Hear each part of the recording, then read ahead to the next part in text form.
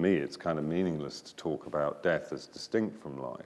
It's really one thing. It's death-life, like space-time after Einstein's second paper on general relativity.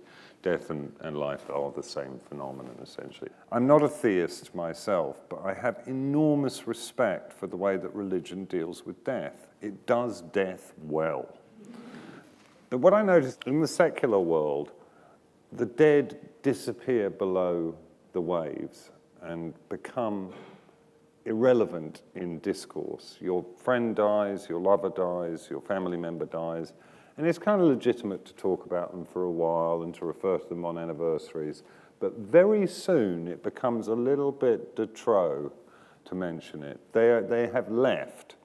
All of life arranges itself to be concerned solely with the living.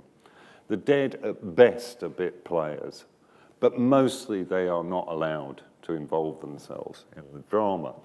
And I think the interesting thing about considering death-life as a single phenomenon is that it brings all of those people back into play. They become relevant to us again, and it affects our cultural perspective as well. And it seems to me that there is a sort of rather grotesque symmetry between the evanescence of our culture, its obsession with what's new and what's up to date and what's happening, its zeitgeistiness, and this refusal to acknowledge the personae of the dead, without needing to consider them as being immortal in some other place or anything like that, but just the fact of their existence, that they have existed.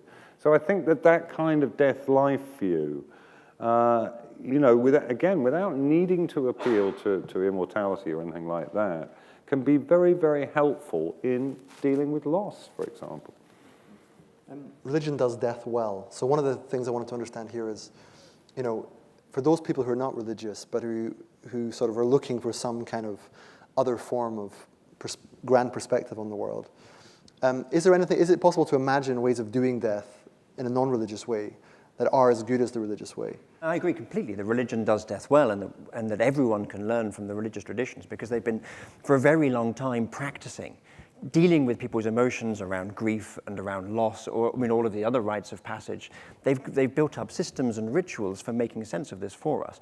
And sometimes in those rituals they might allude to higher power, but I think actually without the higher power it would have almost as much effect. These rituals are just built for human psychology, they're built by humans and refined for a very long time. And so in just abandoning them and saying, well, I don't believe in the way they justify themselves metaphysically, what we're losing is this repository of psychological wisdom. So Joe, in Judeo-Christian tradition, those rituals are grounded in some form of belief or doctrine at some point, even if they exist beyond them. But in the sort of Buddhist tradition or non-theistic traditions, those practices and rituals are still of value, but they don't seem to have quite as much belief content behind them. Or is that not the case? I think they do. I think there's, one of the modernist revision interpretations of Buddhism is that it's a philosophy, not a religion. And I think I know a lot of monks and nuns who think that they are religious professionals. So I have a question about that. But I think there's a broader question about the role of ritual, but also the underpinning of culture that's implicit in these things. So the idea that rituals are good for death because they are in some way cathartic, that they have this function, I think does an injustice to the ways in which people engage with in ritual practices and understand themselves through them. So the experiential understanding, for example, of death in different contexts. And to give you a highly ritualized but non-religious example of that, the wonderful Cambridge anthropologist Barbara Bodenhorn, who did her earlier work with the Inupiat in Alaska, was talking to a friend of hers who said, Barbara, I don't know how you guys cope with death, because for you it's final. My daughter died 4 years ago and she's right there. And she pointed to a young child playing across the street. So for this woman, the idea of rebirth or reincarnation through that is highly, the death and birth and naming, of course, are highly ritualized in a Nupiat culture, which is why the reborn child had the same name as her daughter and exhibited the same characteristics.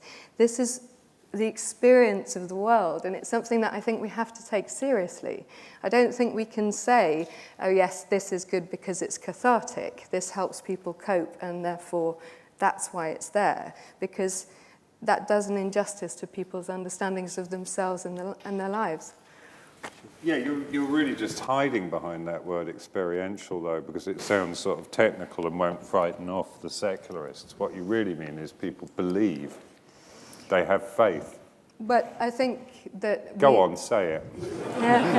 I think that there are different... I think we need to question what we mean by belief there. So I think if the idea is that these are propositional beliefs, then yes, that creates a challenge. But actually, propositional belief is not something that one rationally holds. You know, I think that if I do good things, then I will go to heaven.